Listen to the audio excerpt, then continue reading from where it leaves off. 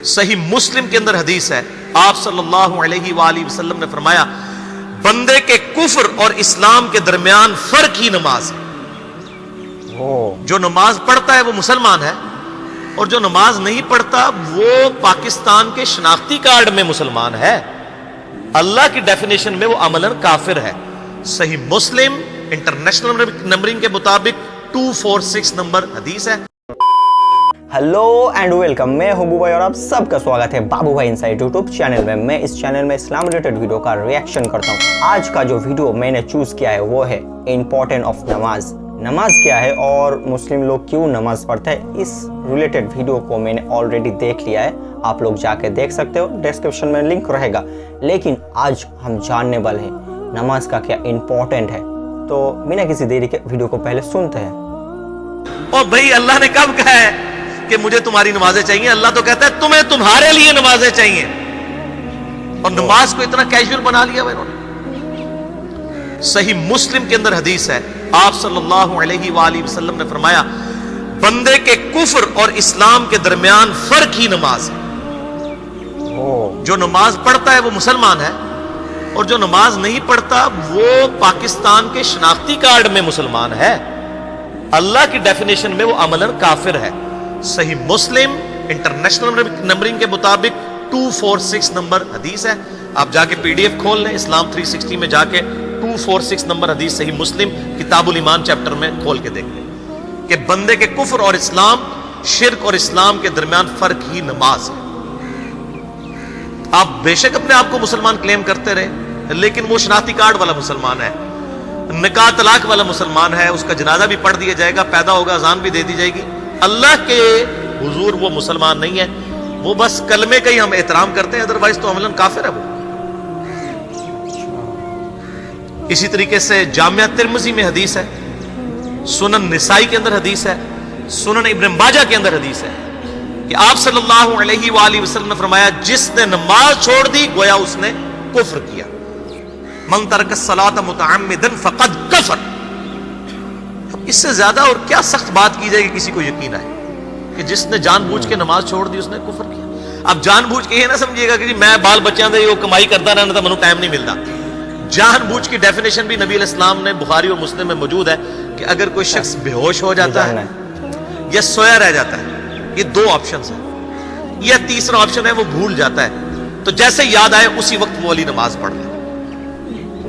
لیکن جو شخص دنیا کو ٹاپ پرائورٹی مانتا ہے، اپنا آفس چھوڑنے کے لیے تیار نہیں، اپنا کلینک چھوڑنے کے لیے تیار نہیں ہے، اور اپنی دکان چھوڑنے کے لیے تیار نہیں ہے نماز کے لیے، تو ظاہر ہے کہ وہ تو اپنے آپ کو دھوکہ دے رہا ہے۔ اللہ تعالیٰ تو اپنے معاملات کے اندر بالکل اسٹریٹ فارورڈ ہے، بالکل یہ ذہن میں رکھ لیں۔ جامعہ ترمذی میں صحیح سند کے ساتھ موجود ہے، عبداللہ بن شفیق تابعی رحمہ اللہ تعالیٰ کہتے ہیں کہ صحابہ کرام علیہم رضوان صرف نماز کے چھوڑنے کو ہی اعمال میں سے کفر سمجھتے تھے، یعنی وہ کسی کو نماز پڑھتا ہوا دیکھتے تھے تو کہتے تھے یہ مسلمان ہے، اور کسی کو نماز پڑھتا ہوا نہیں دیکھتے تھے تو وہ کہتے تھے یہ کافر ہے۔ یہ جامعہ ترمذی ہے، یہ کوئی سٹوری بک نہیں میں سنا رہا آپ کو۔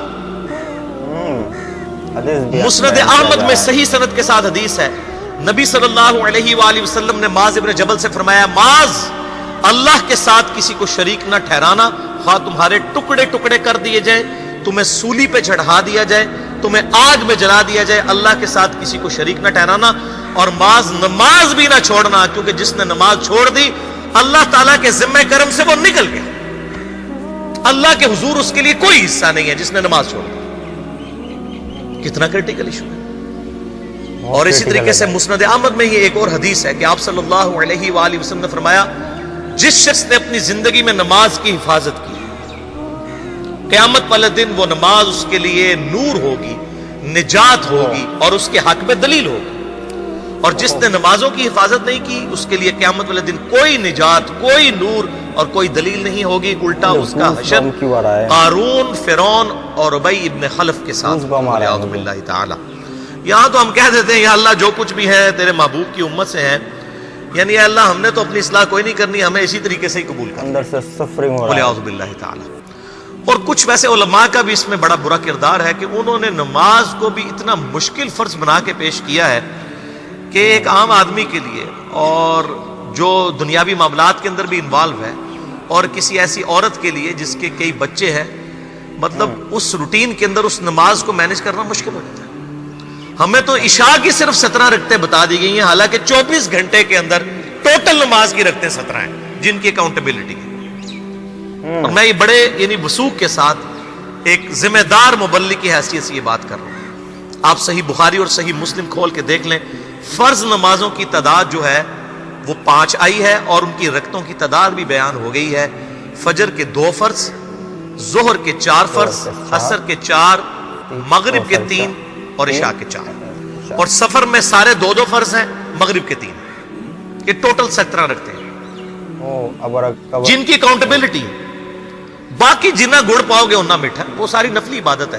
وہ بخاری اور مسلم دونوں میں حدیث ہے، جس نے فرض کے علاوہ 12 رکعتوں میں استقامت کی، اور وہ 12 رکعتیں آپ صلی اللہ علیہ وآلہ وسلم نے پڑھ کے بھی بتائیں۔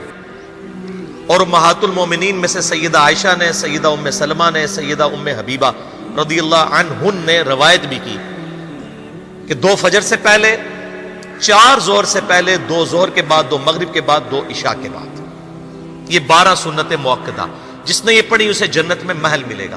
اگر کوئی نہیں پڑھتا تو گنہگاری والا معاملہ کوئی نہیں ہے۔ اسی طریقے سے اس کے علاوہ ایک اور وتر کی نماز ہے جو سنت موقدہ ہے۔ وہ سیدنا مولا علی رضی اللہ تعالیٰ عنہ علیہ السلام کا قول ہے کہ وتر سنت ہے، سنت ہے، سنت ہے، مگر اسے مت چھوڑو۔ ہے سنت ہے لیکن تاکیدی ہے۔ آپ صلی اللہ علیہ وآلہ وسلم نے سفر میں بھی وتر اور فجر کی 2 سنتیں پڑھی ہیں، لیکن یہ صرف افضلیت کے اعتبار سے تاکیدی ہیں، ان کی کاؤنٹیبلٹی کوئی نہیں ہے۔ البتہ یہ ضرور ہے، سنن ابی داؤد میں ایک حدیث ہے کہ جس کی قیامت والے دن فرضوں میں کوتاہی نکل آئے گی تو اللہ تعالیٰ فرمائے گا میرے بندوں کی جو نفلی اور سنت عبادت ہے اس کو تول لو اور فرضوں کے ایکویلنٹ قبول کر لو۔ تو آپ اگر یعنی سنتیں پڑھیں گے تو اس کے ایکویلنٹ نفلوں کی کوتاہی پوری ہو جائے گی، ادروائز اکاؤنٹیبلٹی اس کی کوئی نہیں ہے۔ یہ ذہن میں رکھیے گا۔ صحیح بخاری اور مسلم دونوں میں حدیث موجود ہے۔ ایک صحابی آئے، انہوں نے کہا یا رسول اللہ صلی اللہ علیہ وآلہ وسلم، میں جنت میں جانا چاہتا ہوں، مجھے کوئی شارٹ کٹ بتا دیں۔ آپ صلی اللہ علیہ وآلہ وسلم نے فرمایا اسلام لانے کے بعد نماز، فرض نماز کو قائم رکھ، پھر فرمایا فرض زکوٰۃ ادا کر، فرض روزے دے، روزے جو ہیں وہ ان کو ادا کر اور روزے رکھ۔ حج اس وقت فرض نہیں ہوا تھا، وہ زندگی میں ایک بار ہے۔ تو اس نے کہا یا رسول اللہ صلی اللہ علیہ وآلہ وسلم جتنا آپ نے مجھے بتایا نہ میں اس میں ایڈ کروں گا نہ اس میں سے کوئی چیز مائنس کروں گا، اور یہ کہہ کے وہ چلا گیا۔ آپ صلی اللہ علیہ وآلہ وسلم نے فرمایا اگر کسی نے کسی جنتی شخص کو دیکھنا ہے تو اس کو دیکھ لو، جو یہ کہہ کے گیا کہ میں فرض نماز سے زیادہ کوئی نماز نہیں پڑھوں گا، صرف فرض روزہ ہی رکھوں گا، فرض زکوٰۃ ہی دوں گا۔ اب روزہ اور زکوٰۃ میں تو ہمارے علماء کو اور عام پبلک کو بھی جو دیندار لوگ ہیں ان کو ہضم ہوتی ہے کہ کوئی شخص یہ نہیں کہتا کہ بھئی پیر اور جمعرات کا روزہ، صحیح مسلم میں حدیث ہے کہ آپ صلی اللہ علیہ وآلہ وسلم کے نفلی روزوں کی یہ روٹین تھی۔ کوئی آپ کو یہ نہیں کہے گا کہ جس نے جمعرات اور پیر کا روزہ نہ رکھا اس کے رمضان کے روزے ہی قبول نہیں ہوں گے، کوئی کہتا ہے؟ کیونکہ ان کو پتہ وہ نفلی ہے۔ اسی طریقے سے زکوٰۃ تو صرف 2.5% ہے نا، باقی تو نفلی صدقات ہیں جتنے مرضی دیں۔ کوئی شخص نہیں کہتا کہ نفلی صدقہ نہ دیا تو آپ کی زکوٰۃ بھی قبول نہیں ہوگی، الٹا یہ کہتے ہیں وہ بس جی زکوٰۃ دے لو تو باقی سارا مال پاک ہے۔ لیکن جب فرض نماز کی باری آتی ہے تو اس وقت وہ 12 رکھتے ہیں بھی سنت موقدہ بیچ میں گھسیٹ دیتے ہیں، وہ بھی صرف فضیلت ہے۔ ٹوٹل 17 رکھتے ہیں، 2 فجر کی، 4 ظہر، 4 عصر، 3 مغرب، 4 عشاء۔